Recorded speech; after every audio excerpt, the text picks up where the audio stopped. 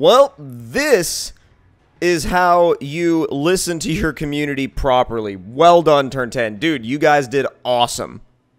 What is going on today, guys? Tomcat here, and today we are going to be talking about a massive release and update that was released yesterday by Turn10 regarding Forza 7 VIP and pretty much everything surrounding it to address the community. Now, there have been a lot of things regarding VIP that I'm not going to get into and list everything, but if you were a Forza 7 VIP and you have been in and around the community, you most definitely have heard about everything that's been going on regarding the VIP membership for Forza Motorsport 7. Now, Turn10 released a letter to the community from Alan Hartman, the Turn10 studio head, like the big dude, the dude that you don't mess with. But anyway, so for example, the VIP and Ultimate Edition. So first of all, we got 4 cars. We got the F-Type Project 7 Forza Edition, the 17 Camaro ZL1 Forza Edition, the 17 NSX Forza Edition, and the 2010 Gran Turismo S Forza Edition, which all of those cars are awesome to have here, but they also gave all Forza VIPs a bonus of 1 million credits, but that's not the big deal. That's not the biggest deal. The biggest deal is that they are going to be changing the entire VIP rewards system in Forza 7, meaning that they're going to basically revert it back to what it was in Forza 6, which means a double base credit bonus after every race. Now, they said they've already started work on it, and they will release it as soon as possible. They said, look for information on this update as we near the release date.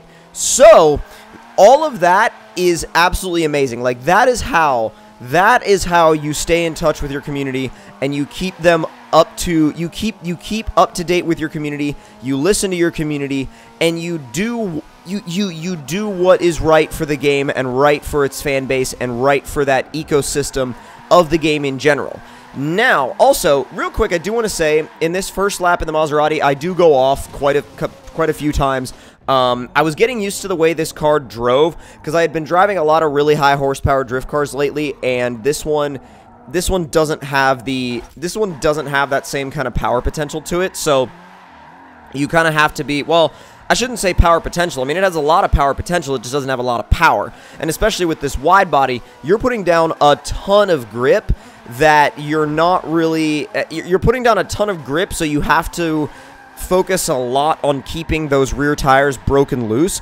In this first lap, I was really just getting the hang of things, getting the feel of everything, and kind of getting everything in that right spot to where I was like, okay, this is good. You know what I mean?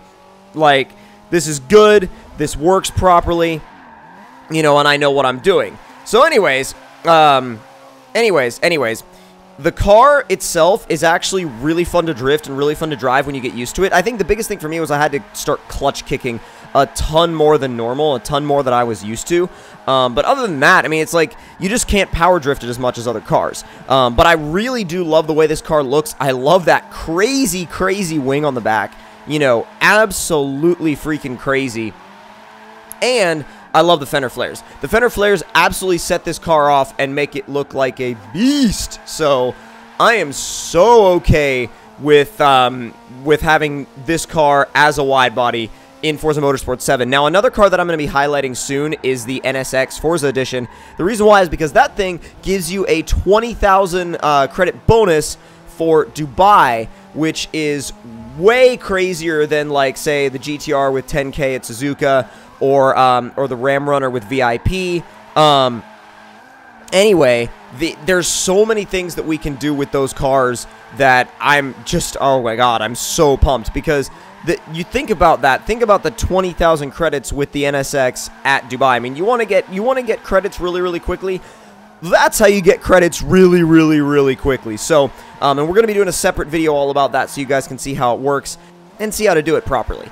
Now, there was another thing that they addressed, and I wanted to address it here because I feel like it's important, and that is PC stability and performance issues. There have been a lot of people on the Windows 10 version of the game that have been having issues with either overall gameplay or sometimes not just overall gameplay, sometimes having issues with, like, just crazy performance stuff in general, right? So, like, just things where the game didn't work properly.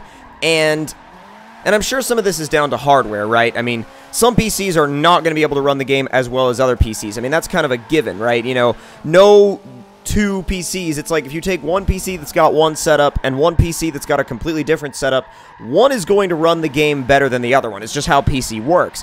But I think what's important to keep in mind here is, yes, they are looking into it, but if your PC is not up to,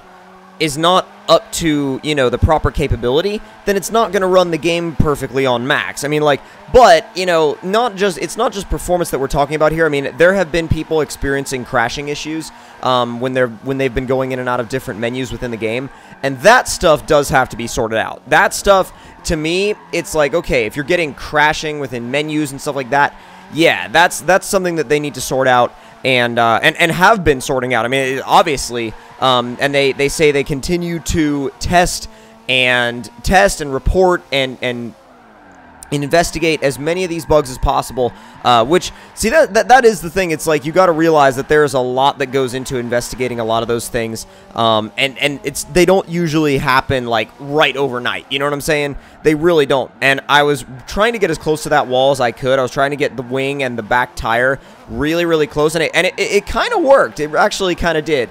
And I was surprised, too, how well this car was able to carry its tire spin along that massive sweeper, because it doesn't really, like I said, it doesn't really have crazy power. But with that being said, you have to just keep clutch kicking it. You just clutch kick the crap out of this car, and it'll do what you tell it to do. You just e-brake and clutch kick constantly, and eventually you will get into a rhythm with the car. It takes a little bit of a while to get into a rhythm with it, because it's one of those cars, and you may have seen this in the video already, but it's one of those cars where you have to be really careful with your angle, because once you get to a certain degree of angle, you're gone, and the car's gone, and it's not going to come back. And that's something that can be sorted out in the tune. I'm going to want to check into the tune, see if I can make some adjustments to the alignment and the suspension setup, and see what it likes. But overall, it's a fun car once you get the hang of it. And also, the exhaust note is just absolutely beautiful.